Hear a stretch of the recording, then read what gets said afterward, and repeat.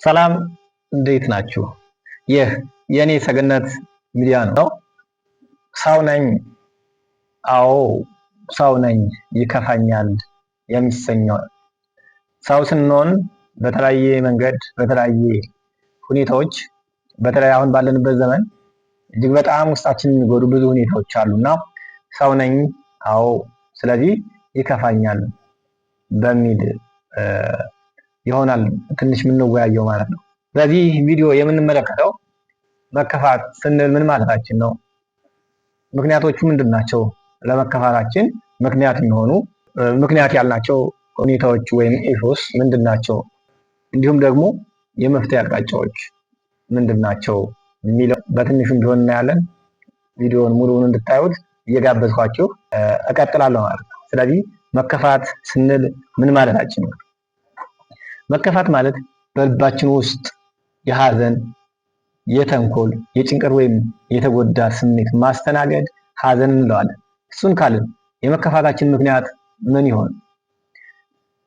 በህይወታችን ውስጥ እጅግ በጣም ብዙ መሰናክሎች የሰው ልጅ ስሜት እንዲጎዱ ሆነው ይከሰታሉ። የሰው ልጅ ስሜት የሚጎዱ ወይም እንዲጎዱ ሆነው ይከሰታሉ። ከነዚህም ምክንያት ግን ደግሞ እጅግ በጣም ስሜታችን የሚጎዱ ምክንያቶች እናንሳና ለነሱም የመፍትሄ ሀሳብ እናስቀምጣለን ማለት።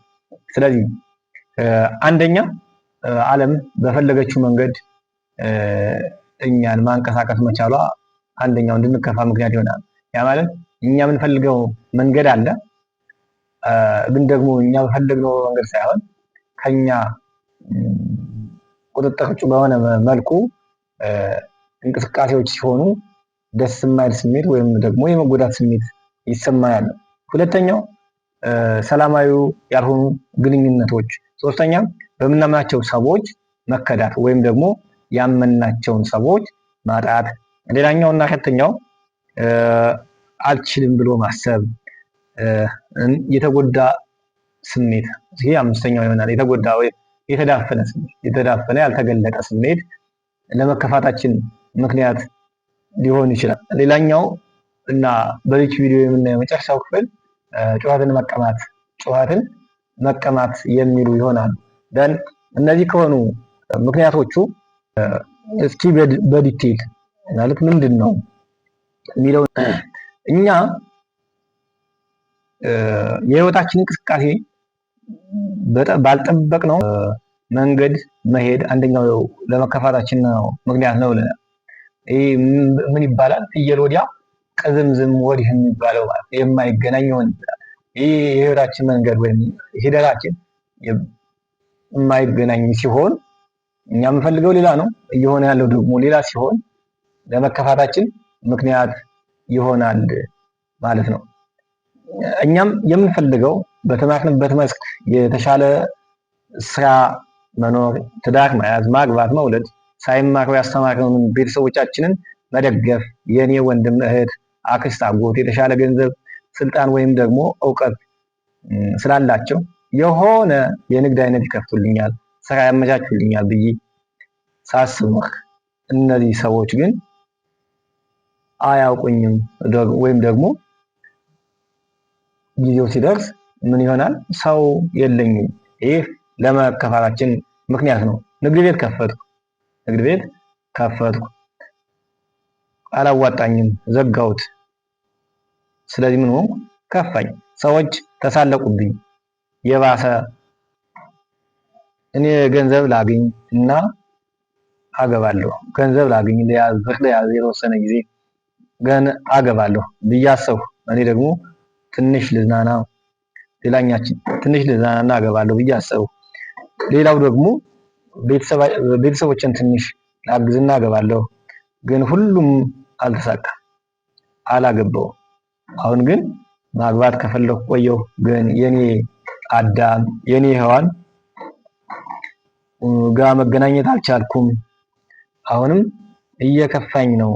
በኢኮኖሚ ዝቅተኛ ነኝ፣ አላገባውም። እኔ የምፈልገው ላይፍ ስታይል ሌላ፣ ያገኘሁት ግን ደግሞ ሌላ። እነዚህ ምንድን ናቸው? ምክንያቶች ሊሆኑ ይችላሉ። ደን እንደ መፍትሄ ምን እናስቀምጥ ስንል መፍትሄዎቹ ምን ሊሆኑ ይችላሉ? ያንተን ውድቀትና ደካማ ጎን ከሚያስተዋውቁ ሰዎች ጋር አትዋል። 4 ነጥብ። ይሄ ግዴታ ነው። ያንተን ውድቀት ደካማ ጎንክን ፕሮሞሽን የሚሰሩ ሰዎች ጋር አትዋል። ዝም ጸጥ በል። ተነስተህ ተኝተህም ነገህን ለማስተካከል ወደ ውስጥህ ተመልከት። የምትከፋበት ነገር ምንም ያህል ከባድ ቢሆን የሚያልፍ ነው። ማለፍ ወይም መጥፋት የሚችል ነውና ነገ በደስታ እንደሚለወጥ በማሰብ በህሊና ነገ ደስታ እንደሚሆን በማሰብ ተስፋ ወይም ተስፋሽ ከፍ ይበል ማለት ነው የምፈልገው። ሁሉም ያልፋል፣ ሁሉም የሚያልፉ ናቸውና መከፋታችንን እስከ መቼም ማለት ነው። የሚያልፍ ነው፣ የሚያልቅ ነው። ስለዚህ እነዚህን ፈጽም። አንደኛ ያንተን ውድቀት ፕሮሞሽን የሚሰሩ ሰዎች ጋር አትዋል። ደን ጸጥ ብለህ አቅድ፣ በሱም ውስጥ በእቅድ ውስጥ ተንቀሳቀስ። ደን እነዚህ መከፋቶች ወይም ደግሞ እነዚህ ጉዳቶች ቋሚ እንዳልሆኑ አስብ፣ የሚያልፉ ናቸው። ሌላኛው በዕለት ከዕለት እንቅስቃሴ ያሉ ግንኙነቶች ጤነኞች እንዲሆኑ ትጋ። ወደድንም ጠላንም ከሰዎች ጋር ያለን ሰላማዊ ግንኙነት የሚፈጠሩት በእኛው በራሳችን ነውና፣ ስለዚህ ሁሌም ከሰዎቹ ጋር ያለን ሪሌሽን ፖዚቲቭ እንዲሆን ወይም ደግሞ የተሻለ እንዲሆን ጤናማ እንዲሆን እኛው እንትጋ ነው። ለእኛ መውደቅ ሌሎችን ምክንያት አናስቀምጥ። ለእኛ መውደቅ ሌሎችን እንደ ምክንያት አናስቀምጥ። ኃላፊነት መውሰድ መልመድ መቻል አለብን ነው። የፈለገ ሰዎችን ልናምናቸው እንችላለን። የኛ የሆነን ነገር በእኛው መንገድ እንያዝ። ይህ 2 አይነት ጥቅም አለው። አንደኛ ኃላፊነቱን የሰጠው ሰው ከኛ ጋር ስለሆናችሁ እጅግ በጣም አመሰግናለሁ። ጠቃሚ ሆኖ ካገኛችሁት ላይክ፣ ሼር፣ ሰብስክራይብ አድርጉት እላችኋለሁ። በጣም አመሰግናለሁ። መልካም ጊዜ ይሆንላችሁ። በቀጣይ በሌሎች ጠቃሚ ቪዲዮዎች እንገናኛለን። ሰላም ሁኑልኝ።